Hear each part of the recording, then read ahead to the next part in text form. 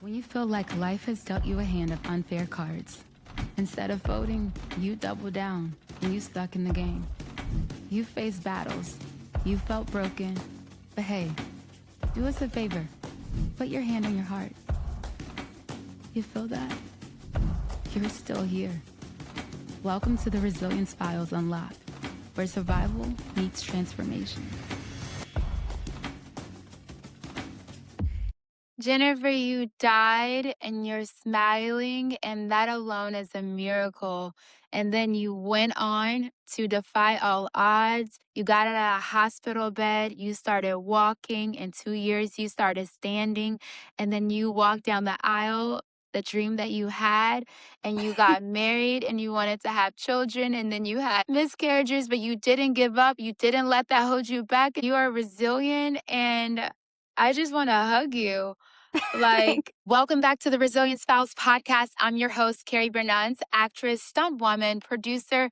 As you know, this space exists for real stories of survival, reinvention, radical hope, because resilience isn't about avoiding pain. It's about becoming because of it. Trigger warning for this episode. This episode is so special. Just as many of the people that come on here and share their stories, but wow, I have some similarities with this episode, and I'm excited to dive into Jennifer's story.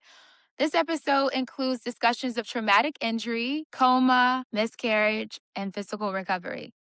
I would love to introduce you to Jennifer Wish. Hey, thanks so much for being here to listen. I was known as a very outgoing, fun-loving, and positive person that loves children. I was very goal-oriented and worked hard to put myself through university. When I was a 23-year-old, I was in the last semester of my degree to become an elementary school teacher, and while I was working as a traffic control person, holding up my stop sign, I was struck by an SUV at 80 kilometers an hour. If you're from America, it's 50 miles an hour. I died on scene, but I was revived while being airlifted to the hospital. I sustained many broken bones and severe brain injuries. My sternum, sacrum, cheek, nose, arm were broken. My pelvis was shattered. All of my ribs were cracked. So my spleen was ruptured. I had bilateral carotid artery dissection. I was in an induced coma for 6 days. During this time, I had titanium plates put in my pelvis and my arm, as well as 2 screws through my hips, holding myself together. And doctors said I was expected to be in a wheelchair for the rest of my life. When I came out of the coma, I didn't know what was going on, and I could barely move. I had retrograde amnesia and couldn't remember my past at all. I was in a dreamlike state. I didn't recognize anyone, but I felt like I knew who some people were. I knew my mom, my dad, my 4 brothers, my sister, and some of my closest friends. Unfortunately, I didn't know who some people were that I was expected to know, including the boyfriend that I had. So that didn't end well. I was very confused and couldn't remember what had happened moments ago. If something was out of sight, it was out of mind. However, in my dream, I had a visitor named Ray, whom I assumed was my boyfriend because I was so attracted to him, and I thought I was dreaming. He demonstrated all of the virtues that I admired. He drove over an hour to visit me every single day, and he made me very happy. He brought me flowers and slushes, and he made me feel very special with his kind words and actions. He always made me feel so loved and special. I was so surprised when I realized that Ray was real. I actually only met him 10 days before the accident, and we had just really connected. I was in the hospital for over a month and did a lot of physical rehabilitation, put all of my effort into every task that I was given. I was in constant pain, but I knew that I had to just push through it.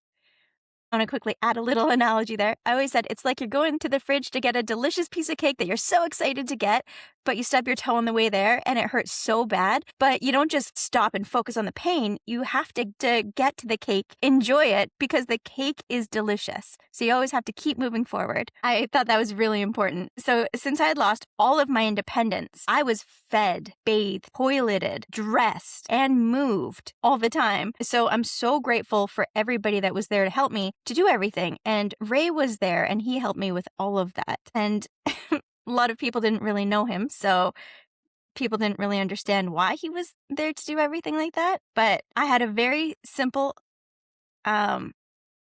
answer that I still believe today. Appreciation is the key to happiness, because nobody could understand why I was able to be so happy through all of the pain that I was experiencing. Sometimes we just need to focus on what we appreciate so we can keep moving forward. I had faith that God had a plan for me and would help me to recover. I always tried my best at everything I did with a positive attitude. When I was in a wheelchair, I was grateful I still had my legs. So I had hope that I would be able to walk again.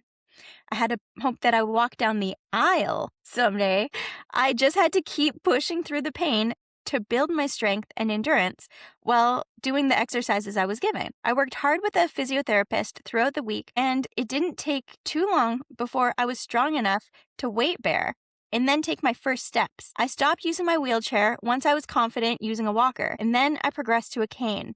Almost 2 years after the accident, I was able to walk without any assistance. Ray and I, we did walk down the aisle together that May in 2011. I still had a strong desire to fulfill my life with children. With all of the disabilities I continued to experience from my brain injuries, I didn't see it as realistic to pursue my dreams of being an elementary school teacher anytime soon, so I wanted to first try to have kids of my own. I talked to some doctors, and after some testing, found out that my bones had healed enough to remove all of the metal in my body so that my hips could expand as I'd need for pregnancy. So after the metal was removed, I'd work with a pelvic floor physiotherapist to help manage the pain and was eventually able to try to have kids. That was probably the most painful and difficult experience of everything. I was able to get pregnant and just had to be on bed rest. I first ended up having 2 miscarriages, both in the second trimester. That was extremely difficult in many ways, but I didn't give up. It took 3 years of trying before we had our firstborn daughter,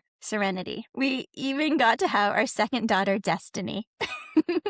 Another 17 months after Serenity. Both pregnancies were very challenging, but it was all worth it. I think it's important to view challenges as temporary. As long as we are willing to put effort into accomplishing our goals, there is hope for success and happiness. Wow. Jennifer, you died and you're smiling, and that alone is a miracle. And then you went on to defy all odds. You got out of a hospital bed. You started walking. In 2 years, you started standing. And then you walked down the aisle, the dream that you had, and you got married and you wanted to have children. And then you had miscarriages, but you didn't give up. You didn't let that hold you back. And now you have 2 beautiful daughters. And my God, you are a testimony and a miracle, and you are resilient. And I just want to hug you. Like, wow. How do you feel hearing your essay read out loud? Feel so grateful. I am so Yeah. grateful to be alive, to be here. Next month, I turn 40. Wow. And I'm so grateful for every single day, all of the moments that we get to have. I'm all about having experiences and new opportunities. So thank you so much for getting to have this opportunity to share my story. I really hope that other people will be able to move through their challenges and just push through everything. You have to keep moving forward to get through to the good, because there is good. Pain and all the other things you can just think about as temporary, even though it can feel so consistent. You just have to focus on the good things, because there are good things. You could always have something to look forward to. 100%. Thank you so much for that. Wow. I love your positivity. I love your appreciation for life. And I think that someone definitely needs to hear that today. I want you to take me back. Take me back to the day before your accident. What do you remember? What have you been told? Yeah, so Of, that's like- interesting. That's always what I understand of everything, because it's not considered to be a real memory. It's all built my understandings of everything from everything I've been told with everybody that I trust. And Yeah. so before the accident, I was so happy with everything in life because I was so goal-oriented, and I was working full-time, and I had side jobs, and I was spending time with friends and family, and I don't know how I did it. I didn't sleep very much, but I always had something that I wanted to do. And then it just seemed so ironic that all of the activities and every single thing in my life that I loved doing after the accident, it was all taken away, and I couldn't do any of it. Yeah. I couldn't think. So me having a Bachelor of General Studies degree, I have a minor in visual arts, and then I landed right here. there, you could probably see the dent still. It's still right there. You could see. And so that part right front of my brain landing here, that impacts visual memory. And so having my visual arts minor is like, well, that's ironic. I can't do that stuff with that. But I've still put effort in and tried. And for friends' birthdays, I like to try to paint them images of their favorite Pokemon. And so it's like I'll still try to do the things that I find really challenging. And I feel like I'm not that bad at things because I've had a lot of training and skill, even though I don't have the memories of everything. And so I had my family childcare certificate, and well, I have my children that I feel like I know really well the positive ways that I can raise them and bring them up to be really wonderful children that I'm sure had a lot of help from the past of what I've learned that I just don't have the memories of what I've learned. And then I have my applied business technology certificate, so I can still type really fast. I don't have the memories of learning how to do any of that, but I have the skills that I've learned somehow, so I can type without looking. And so I could just do some things that I've learned from my past. I loved sports. I loved playing hacky sack. That one is still a challenge with my hips.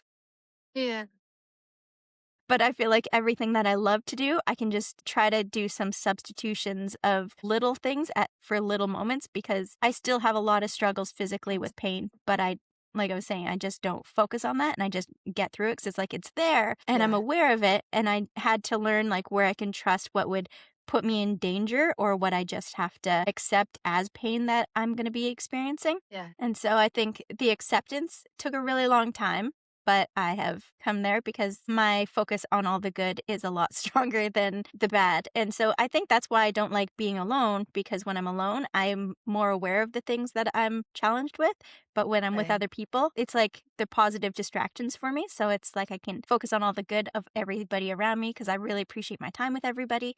I love that. You know, life can change in a matter of a second. And sometimes we don't even get a warning. And it's so interesting, kind of like what you said with having your main job, but you had all of these side jobs and you had all of these skills and these certifications and things that you've done and you were passionate about. And like once the accident happened, you didn't show up next day to work. And you know, or any of the side jobs either, it was able to send a message and say, I got hit by a car and like my life is changing. People just didn't know what happened to you at that moment. And I find that like rock bottom it becomes the foundation on where we rebuild life, right? And I think J.K. Rowling is the one that said that. With everything that has happened that led you up to that moment and you being in the hospital and the doctor saying that you'll never walk again, how did that make you feel? And what made you push yourself to the point of saying like, no, was it the 10-day guide that showed up every day that you had in this dream that encouraged you like, I gotta walk down that aisle? Or what was it that gave you that fire to say, nope, I'm getting my life together again. I'm gonna rebuild Jennifer. First, I just want to quickly show that my body tore that apart. Like that was the picture of the SUV. So I believe God carried me through everything and always gave me the hope to keep moving forward. And I believe that he gave me Ray to help with all of the things that I needed help with, because I couldn't have done anything by myself. Literally, I was stuck in one spot and I could barely move. I couldn't. I lost all of my independence. And it's like, that sounds like such a simple thing to say, but it's like, really, I couldn't move my neck. I couldn't move my arms. I couldn't move my legs. I was stuck in a bed and my thought process was so short. And so it's like, how to keep moving. Doctors didn't understand how I was smiling. And it was like, I was just like, oh, God's with me.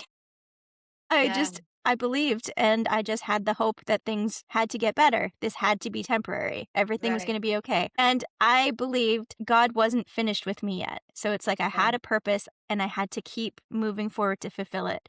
And if I just didn't put effort in, I don't think that would have been able to happen. And with encouragement from people and motivation to reach goals, I think is really good. So not just living in the present, because I think having something to look forward to is, I think, what gives us the effort we need to push as hard as we can. Yeah, absolutely. It's like doctors gave you the statistics, but you chose belief and you chose to believe in yourself. And you had the belief of others that were around you that poured into you in order to keep you going. And you're right. I think that is also goals. You can't just have belief alone. Like if you don't have a vision that you're working towards or goals that you're working towards or somebody holding you accountable of that it would get really hard. And I love that, they initially tried to put you to the wheelchair for life and you said, no, watch me. Like I'm gonna lose this wheelchair. In a couple years, you were able to walk on your own. And like in those moments of the dark moments, that the moments that got tough, what do you felt like kept you going? Belief, I guess. It's just, Yeah. I could not believe. It was Well, like I what had about legs, logic. It was because I didn't have the creative part of my brain working very well, but the practical, like everything was like, it wouldn't make sense for me not to move. I have legs. How could I not move it? And so it's like I would just keep trying and trying and trying because like I don't like the way this is, but I have to do something to change it. Yeah. It's just staying in an unhappy, useless state was so hard. And so, because I was really depressed for a long time because I felt useless and I didn't know what I could do with myself. And so I just had to change the way that I was thinking. And my favorite Bible verse that I used to help me get through it was let God transform you into a new person by changing the way that you think, and then you will know how good and pleasing and perfect his will really is. Mm. And so I just kind of That's held good. on to that. Like everything has to be okay. I just have to do this. And so I feel like God changed the way that I thought to just make it work so that I would be able to enjoy as much as I could, despite all of the difficulties and challenges and really constant pain. Every single movement was pain, but I just had to get through it. And then after I had my miscarriages, I was asking the doctor, like, why am I having these? Because I feel like I was doing every single thing that was good and I didn't know what was bad. And I was like, I'd want to avoid bad. I figured avoiding anything bad would make everything okay. And so one of the doctors said, well, the pain pills that I took in the past could have had implications in my body that could have possibly been a factor. And so I was like, hey, I never want to take pain pills again. And so that made it even more challenging to get through the pain, but I Right. was like, okay, now I just have to focus even more on the good things and having hope because I believe that God had me here for a reason. And so it just seemed like it would make sense for everything to work out the way that I believed it could. That's beautiful. Wow. Let's talk about the coma and memory loss. I'm sure a lot of people are listening and like, wait, what do you mean you went into a coma? A lot of people don't experience that, thankfully, but I'm happy you have survived it. Thanks. And what was it like waking up and realizing that you don't remember everything? Like, did you even realize that, or you just thought like, where am I? This is I normal. thought I was dreaming. I had a TV on that was playing, I think it was channel 51. And so it would just play the same episodes often. Like it would be like, oh, I know what was on. And so it's like I knew who the characters were. When I'm watching something, I can't remember what happens. Like I can still watch movies again and again and again and again and not know what's going to happen because the visual part is what's lacking. And so when it comes to looking around and being like, oh, what's happening today? What's happening around me? I was just confused. And so I didn't really know what was going on because then people would just appear. And so in a dream, it's like everybody was just all of a sudden there. And so when it comes to trying to remember, Ray is the only person that I thought I actually had real memories of. And it just so happened he drove out every single day. And the memories, so this part is really interesting. The only memories that I had before the accident were involving Ray. And it was meeting him the 10 days. I remember the meeting, and I know we were at a karaoke bar, and it was with all my university friends that I would go there weekly with, and all of a sudden there was this guy there that I didn't know. So I walked up to him and I was like, I'm Jen. And he was so tired and he was just like almost falling asleep, and then he looks up at me and he's like, oh, hi. And so he made me feel good instantly with his change of expression just being so positive, and I was like, oh wow, like that felt good. And we talked a lot and things just seemed really enjoyable. And then so it's like he was just kind of like part of my friend group, but he was the one person that I didn't really know yet, but I was interested to get to know. And so then we all went out for dinner after. And as we all went to pay the bill, by the time I went up, the waitress said, oh, that guy over there paid already for you. And so finding out that Ray paid for me, I was shocked. So what? So I went over to him and I thanked him, and he was just like, oh, like just totally nice and super friendly. And then when we went out to the parking lot, he was standing by his truck, and then he asked me if I wanted to drive it. And I was like, I just met you. You're going to let me drive your truck? Sure, okay. And so then I got to drive his truck around the parking lot. And so it was just like a quick 1 minute, like, oh my goodness, he let me drive his truck. Like, who does that? Yeah. And so then the next day, all of my university friends again, we went to a concert that was a free concert right next to the university, and Ray happened to be there again. And so we just had a really good time that night too. And then I invited him to church with me the next day, and he said yes. So then I asked him if he wanted to come for breakfast. And so he came over for breakfast, and I forgot one of my main ingredients. And so he let me drive his truck to go to the store. But I drove his truck by myself because I was living with one of my friends, and a couple of my other friends were also there that morning for breakfast. And so he stayed with them since he knew them and let me go pick up the ingredients. He's like, actually, and then when he told me what it was that happened, what it was that I picked up and made, then he triggered reality for me. Like everything kind of switched. Like I'm like, wait a minute, what? This is real? And that was the conversation that switched me from my dreamlike state to reality. And I could not believe he was real. And it was interesting to me that his correction of my memory, because I was wrong. And I'm so interested that that was what happened to make everything. And then after that, I don't have any memories after that point from before the accident. Jennifer, it was just up to that. Wait a second. We got to know something. We got to know. Okay. You had a boyfriend though at that moment, right? Yeah. So, and he was one of those friends that was there. Like he was around, and he was the also boyfriend was a part of the friend group too? Yeah, absolutely. Ooh. That's how I met that other guy. Because so this I found out months later, because Ray drove that boyfriend to the hospital to visit me. And I didn't remember the boyfriend. I assumed Ray was my boyfriend, but I didn't know. Okay, keep going.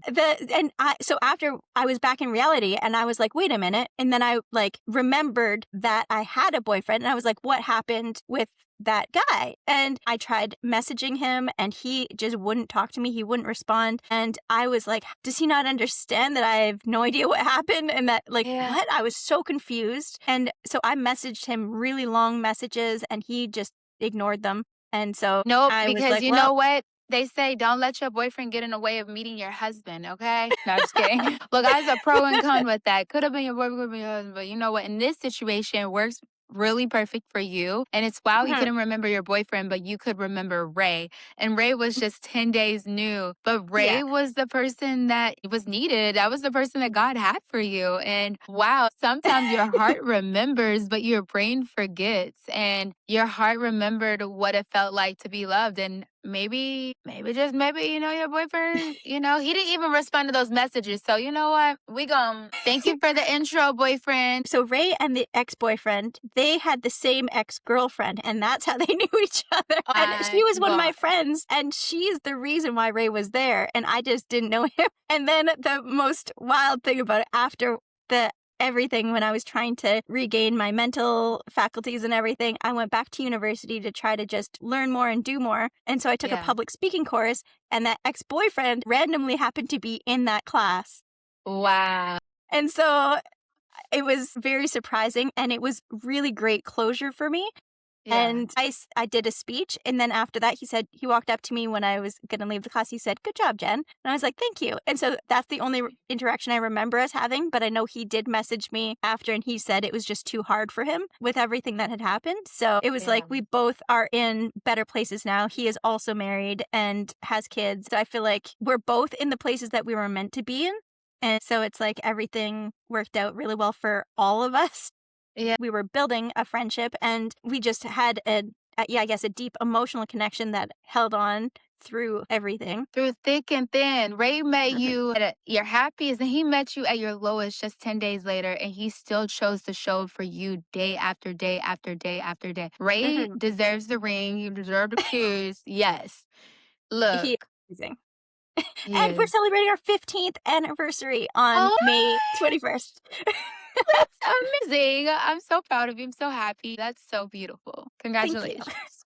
Thank you. Absolutely. Let's talk about gratitude because I feel like we're just so happy right now and you have so much gratitude. I feel like you were in constant pain and you still chose to be happy. You still chose to show appreciation. What you said appreciation is the key to happiness. Why? Why do you feel that way? It's logical. Yeah. It makes sense. It's like logical and emotional together. I just think it is what I've figured out to be the key to my life. Yeah. And so I feel like if you're appreciating something, you're recognizing all of the good. And while you're doing that, there's only good feelings. And so I can't imagine thinking about something good and feeling bad about, like feeling negativity or anything bad. But I don't So, know. You can appreciate that you survived, but then you can also feel bad that why is my legs not working? Like you can appreciate a moment, but you can also question that moment. But I think for a person that's constantly in pain, they're like, how do I just like stay in this appreciation journey? Do you feel like at that time were you reading any books? Were you listening to music? Were you like did you have any practices that because some people will call this toxic positivity, you know? I think it's spiritual maturity personally. And I also think like you really got to be mature in your spirit to just stay appreciative in the moments when you're like, you have so many surgeries and you have actual metal in your body and you're like, you're not. well, I'm not always happy, but I do believe that appreciation is the key to happiness. So I do think that it's important to recognize that I'm not always happy. Like I was saying, I went through a big depressive state and stuff like that. But to pull yourself out of it, to get through things, you just have to focus. It's about like in the moment, focusing on what you appreciate. So it's like you can't just constantly be happy. You have to experience everything. And so you have to be in the moment and, and experience all the different emotions. But when you need to pull yourself out of that to get to happiness, when you want to be happy in the moment, that's when you just need to focus on the things that you do appreciate because it's not a constant thing, it's a choice. And I think that it's just Yeah. those moments of choices. Like, okay, you have to kind of step outside of the situation right now, be like, okay, I've been experiencing this. I need to get out of this right now because I'm having a really hard time. And so to get out of that is when you can focus on the things that you appreciate. So it's like, okay, what do I appreciate? And it could just start out like, okay, I have a house. I'm safe right now. And it could start with like the big general things that are really important because those can be easy to appreciate. And so that can help you kind of take down the emotions that could be super negative. And then there could be more detailed things that you appreciate that can really help you feel a little deeper positivity. And so it's really about the timing of when you're focusing on it's like what you think about is going to be what helps you feel. So experience everything and then feel all the emotions because I do think that it's important for people to experience grief and experience sadness. Honestly, I've had even worse things happen to me in my life than my major accident that completely ruined everything that I had set up for my life.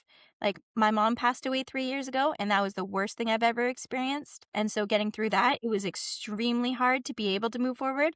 And so I am so grateful for my memories with her. So I still have those moments of extreme grief where I'm missing her and wishing I could have those moments with her. And I'm so Wishing sorry. she would be able to be there for different experiences like my daughters when they graduate and all of their successes and everything. So there are so many times when it's like you can't have everything that you would want, but then it's like you could focus on the memories that you've had. I think that it's important to be completely well-rounded and have all the different emotions, but being able to control your emotions by focusing on different things. So controlling your thoughts at different moments. And so when I was seeing a counselor, I realized that it was just focusing on the positives and really controlling my thoughts that would help bring me out of depression to get to the places that I wanted to be to enjoy everything. I love that. I think if I could even sum that up, I would say that you feel that gratitude isn't denial, it's defiance. It's saying, like, you don't have to deny yourself that it hurt when your mom passed, but you chose gratitude in spite of in order to continue to keep going. It doesn't mean you weren't sad in that moment. And you said you even went through depression at that moment. And I want to talk about that for a moment in those moments of depression. And it was probably hard to find gratitude or to appreciate life as it's full, as it's whole. What were the things that got you out of that moment, or how did you feel like you fell into those moments? People helped get me out of that. the song Temporary by Eminem. Yeah. Just it came out shortly after that, and I was just like, yeah, the pain is temporary. And just like focusing on that, like, okay, everything is going to get better and everything will be okay. There will be good that I will be able to focus on. And so just focusing on the people around me and enjoying their life and their love. I felt so much love and comfort from other people. And I also wanted to focus on my mom and have those times focusing on her.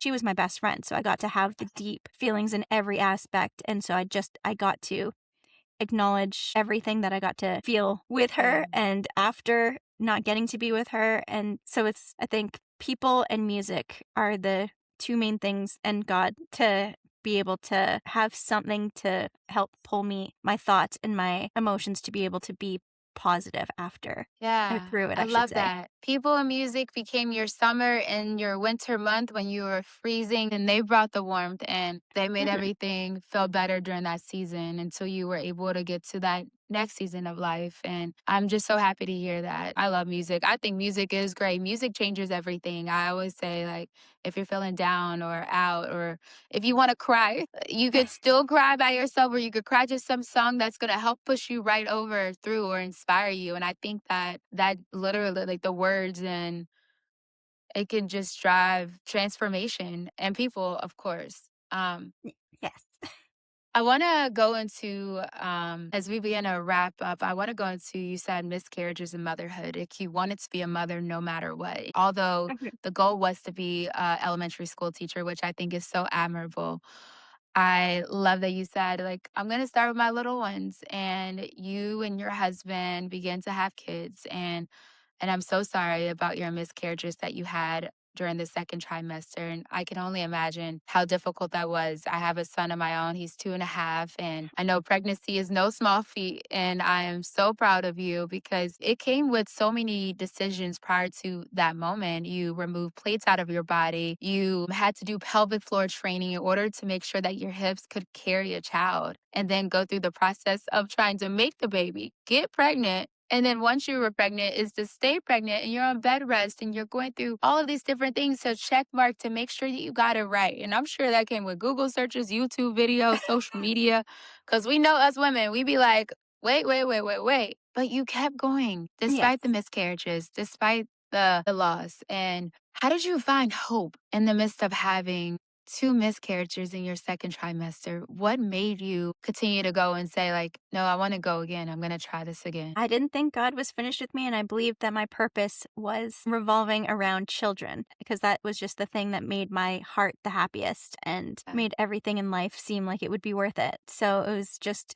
to me, it was logical that it was like, it has to work out. So I have to do whatever I can because I couldn't think of any other thing that could fulfill my life. And so, because it's like, we all have to have some sort of a purpose. If I was to just not try, there is no way that I could have succeeded.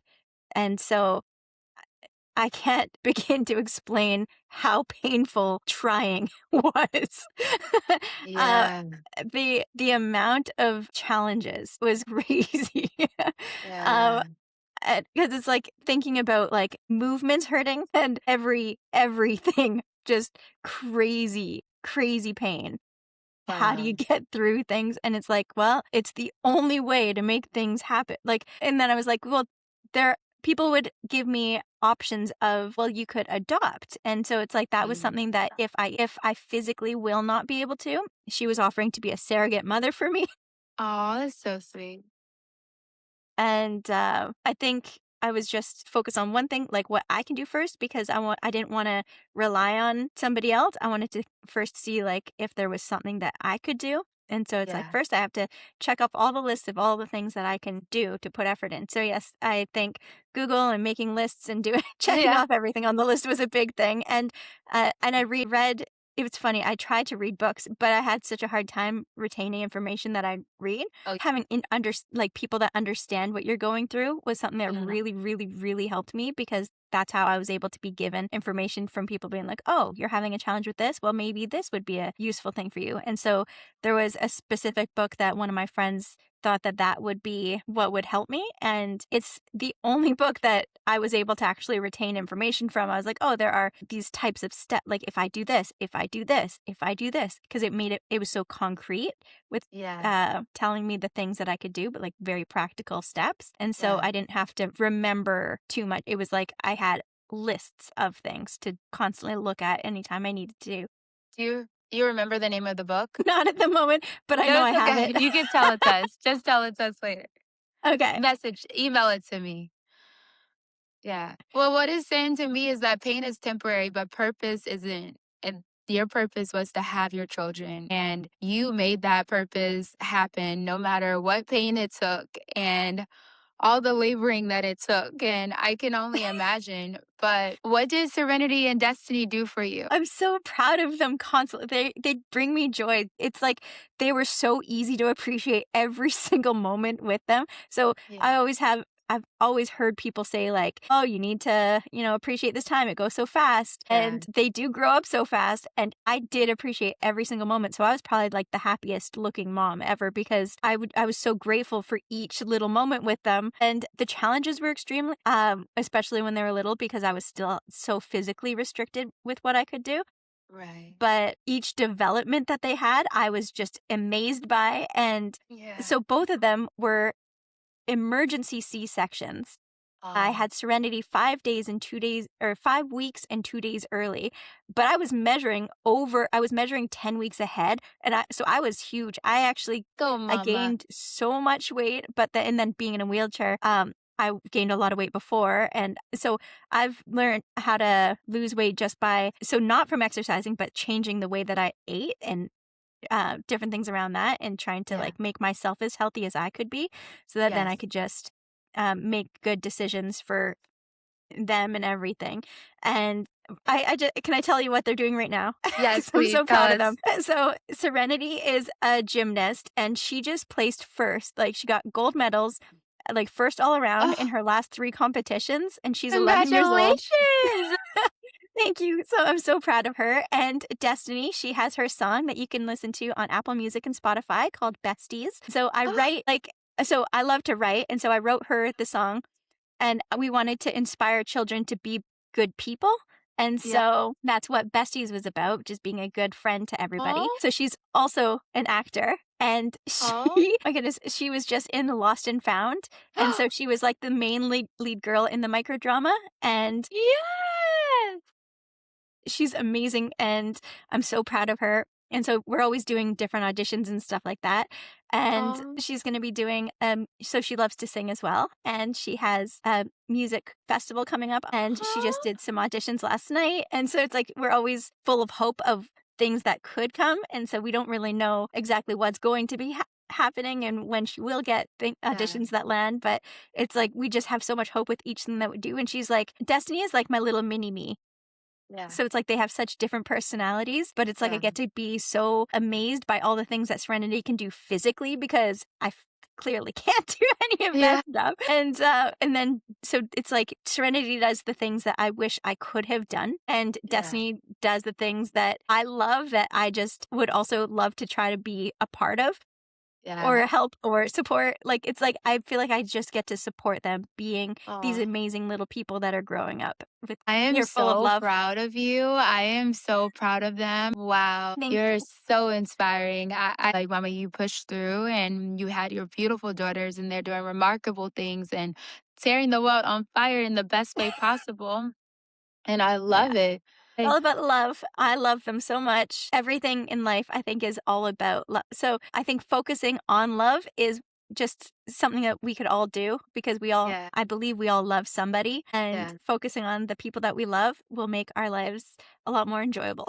That's so beautiful. I agree. Okay, I have 2 more questions for you. I want to know, I think there's somebody listening today and they're saying like this, she's so joyous, she's so happy, I'm ready to go take on life. Do I do this by myself? Am I able to do you have someone that comes to the house to help you out from time to time? Or is your husband working at home with you? How does that look like? What does life look like with help and support with still having some limitations due to disabilities that probably would last a lifetime and they're probably going to get better. But the reality is like, visually, you remember stuff and you forget some stuff because of the accident. It's no shame on that. But is there, how do you do that? Do you receive any help for that?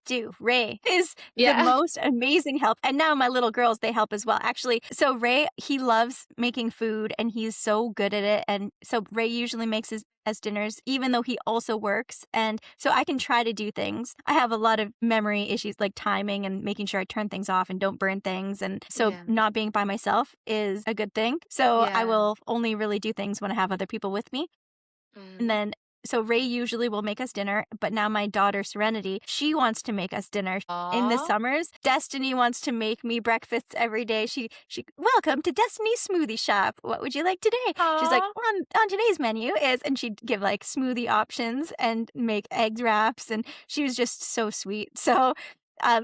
just having other people help with the things that I struggle with, I'm very grateful for. So I'm fortunate I didn't have to be alone through any of that. I don't think I ever really had to be completely alone, other than, well, I'll say when Ray was at work when I was alone, I would basically just be in bed and couldn't really do too much. But Yeah. that's when I would use that time to research things and learn on my phone. Yeah, my phone was my best tool. And I used Luminosity to help my brain think faster. It was like a way to test brain games and like try again, try again, try again, and increase the speed of things. I was always trying to do something, but I always found being with people made things easier. And I used to have so many different appointments with different physiotherapists, psychologists, counselors. It was like I always had help with different things. And so when it comes to financial things, I've needed to have support to make sure I'm making good decisions because it's like I can easily miss things and forget things. And when it comes to, oh, I have to pay a bill, as soon as I receive something, I have to do it because otherwise I just forget. And I forget passwords all the time, which is so stressful. And so it's like, Yeah. don't share your passwords. Like, uh-oh. When I was just in the States, I was like, oh, I did my PIN wrong twice. And I was like, one time left. Oh, and the stress. And it's like, okay, I don't have right here. I was like, what am I going to do?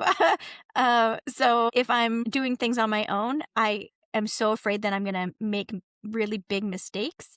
So I have found my biggest strategies is relying on the help of the people closest to me that are like I had to share what my struggles were so that they could understand, and I'd have to actually ask for help in certain areas. And like, so it could just be like the small little things. It's like, oh, I need help with this. Oh, can you guys remind me this? If I forget, I would really like you to remind me at this time, like, or something. So I do have a lot of alarms set on my phone. And so just making a list of helpful ways to be reminded of things. So I think alarms on phones and people that are reliable and they're with your best interest. I think it's important to find people that you can trust, and that can be really challenging. I've been scammed a lot, and so that's why I've definitely needed people to try to like be aware of what I'm doing and protect me.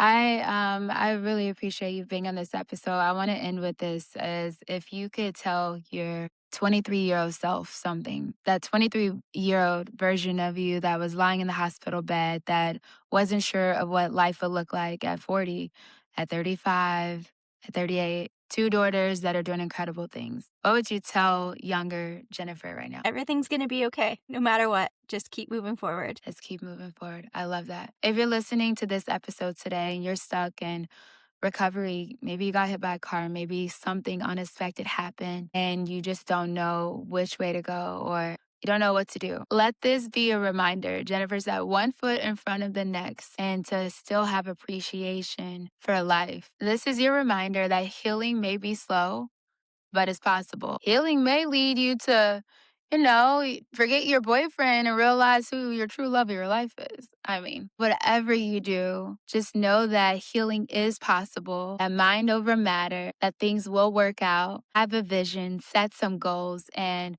just don't give up.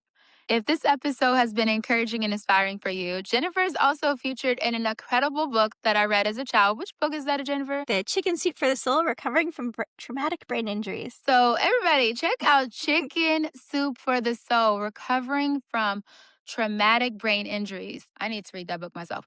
Again, My story is good called book. My Ray of Sunshine. because, Ray, he carried me through the Yes. storm. You heard that. Her story is my ray of sunshine because Ray, her lovely husband, carried her through the storm. And maybe you have a special Ray in your life, or Raya, or Rainine, or whoever it is. Just know that you're not alone, that you have so much purpose, and that your healing journey is worth it. You are resilient, you are worthy, you're worth it. Thank you all so much. Share this episode with a friend, somebody that needs it, somebody that needs a little inspiring, pushing.